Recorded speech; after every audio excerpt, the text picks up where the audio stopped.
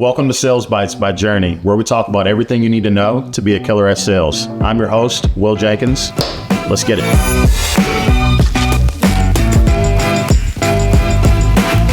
Today's episode is brought to you by Revinova. Revinova solves the transportation management challenges facing 3PLs, freight brokers, carriers, and shippers with multimodal TMS solutions powered by the #1 CRM platform, Salesforce.com. Serving the logistics industry since 2014, Revinova TMS customers benefit from increased sales velocity, improved service quality, higher employee productivity, and lower IT costs. Hello, and welcome to Sales Bites by Journey. My name is Will Jenkins, CEO and founder of Journey. And today I'm joined by one of my favorite people in the world, Daniel Solida. What's up, man? How you doing, Will? Thanks for having me. Of course, man. Excellent.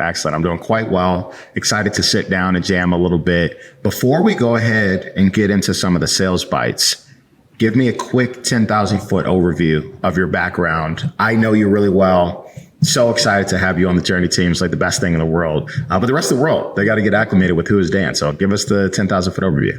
Okay, cool, man. Dan Solida. I started my logistical career between my junior and senior year of college at Iowa.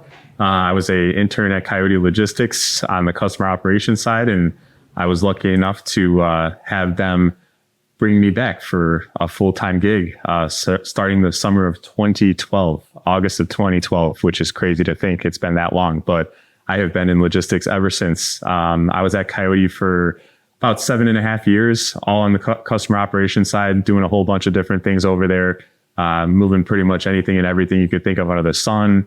Had some little gigs in there, little stints with like US peak season. After UPS acquired Coyote, I had a brief stint on like a BD / we were lining up with an outside UPS sales rep. That was towards the end of my career or my time there at Coyote. After that, I was lucky enough to join the Molo crew, which obviously you co-founded. And I was even luckier enough to have you be my sales manager, taking me under your wing and pretty much teaching me everything I know about the customer selling side, which Lord knows, and especially I used to stink at that thing. And you talk about the mumbling and the fumbling through the cold calls and just eating my own words. I did it all at the start, and lucky enough to have you as my manager and teach me the ropes and get me solid enough to land some fantastic customers and really bounce back from a terrible start to 2021 Molo Salesman of the Year. So really cool accomplishment there. I think if I remember correctly, my book grew 900% in a year, which was just absolutely insane. The market certainly helped during that time, but lucky enough, I had some really big lands in that time and my book just exploded. So after Molo got acquired by ArcBest, I made one final move over to a company called Sage Freight. They're headquartered down in Brentwood, Tennessee. I ended up becoming their Chicago / Midwest outside sales rep for roughly 2.5 years there. And here I am at Journey. I was lucky enough to maintain the healthy relationship that we have together, and an opportunity presented itself, and it's already been over 2 months. So here we are. Dude, time flies. And I will tell you, it's a lot easier to coach someone that is willing to do the work and roll their sleeves up and whatnot. So, it was a pleasure being able to build with you there. And I'm excited to be able to dig in and continue building gear as we're working through Journey. So let's talk sales bite stuff. But before that, give us a quick fun fact, and then we're going to talk about your topic for today. A quick fun fact, believe it or not, I'm a father. I have a young baby boy who actually just turned 9 months old today, which is kind of incredible, because if you were to think about it, and this is why I think it's funny, back when you and I first connected, it was 2012 or 2013, and I was on the customer operations side moving some Aldi freight, and you were on the carrier sales side moving trucks all over the country. And back then, I viewed myself as a young, immature punk, and now I'm kind of a different man. I've grown into this mature father-like figure, and I would have never guessed it if you were to ask me that question 13 years ago. So just crazy. Well, I'm incredibly proud of you. It's been really cool to see you grow, and it's nuts to think it's been, I met you in 2014, so almost 12 years now. seeing you grow as an individual and a dad and in your career and a husband, it's incredible. So all my favorite things. It's the best. It is. There's nothing better. I mean, true life things. And gotta say, we're fully into the adulting mode here. Big time, big time. So let's talk a little bit about professional persistence, the topic that you wanted to dive into today. I had the opportunity to see you execute this flawlessly firsthand, but let's think a little bit about how to teach people how to be professionally persistent and what that really means. Feel free to take it wherever you want to go, and I'll ask you some questions. Yeah, absolutely. So I think this is probably where most customer sellers falter, and I would say almost immediately off the bat, because in customer selling, you're going to be told no 900 times a year. It's something that you just need to be ready to be told. And the persistence part is, I think we've talked about this statistic where, I mean, if you start reaching out more than 5 times, you're in like the 90 percentile of sales reps who give up after that. And if you really even get to the point of like 9, 10, 11 reach outs, you're literally in the 1% of sales reps who actually get there. So in terms of like reaching out, and even after being told no that first time, letting that customer, letting that point of contact, that decision maker know that you're not going anywhere and you're going to be in their inbox, and letting them know you're here to help. And after a certain amount of time, they're going to know your name, they're going to know your brand, they're going to know your company. And I mean, one of the craziest stories I have in my career, Will, you know this one, you helped me close it, but Carrier Ingredients, it was a decision maker that I had been reaching out to every 2 weeks for a year and a half, who had not responded to a single call or email during that time, where nothing. I would have said any sales rep and their mother would have given up at that point. But I knew their business very well. I knew Mola was going to do some wonderful things with them.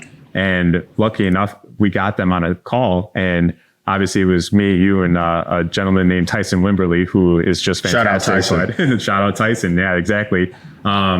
And on the call, the decision maker was like, it was you, Dan. It was you who reached out to me every 2 weeks for a year and a half. And that's the reason we're onboarding you today. So talking about professional persistence in that manner, if I had given up and not continuously reached out with market updates, pertinent Molo information about Carrie, something about what's going on in the market, I would have never landed that customer, and it ended up being one of my best customers I've ever landed.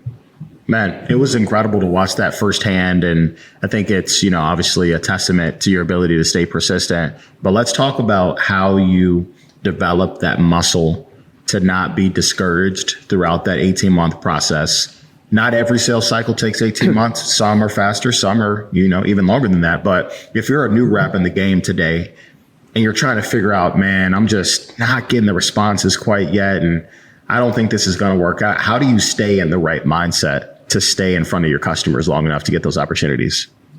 At the end of the day, it's just not about giving up. And I think there's 2 things that we talk about all the time, and it's attitude and effort. And I think in terms of a young sales rep who really doesn't have the sales acumen or the skills to really land a customer, say that $1 billion plus customer, it's really just making sure that you remain in a positive mindset. And then the effort piece, I think that's where people always falter, is the effort. And, in terms of my mindset, I just never give up. I if it's a customer or a shipper or some client point of contact that I know we will get along if one day we're able to do business together, I will literally just never stop. And I think that in terms of customer selling, obviously there's a line, right? I think there's a point where, you might even get a response and say, hey, now's not the time, but reach out to me at X date.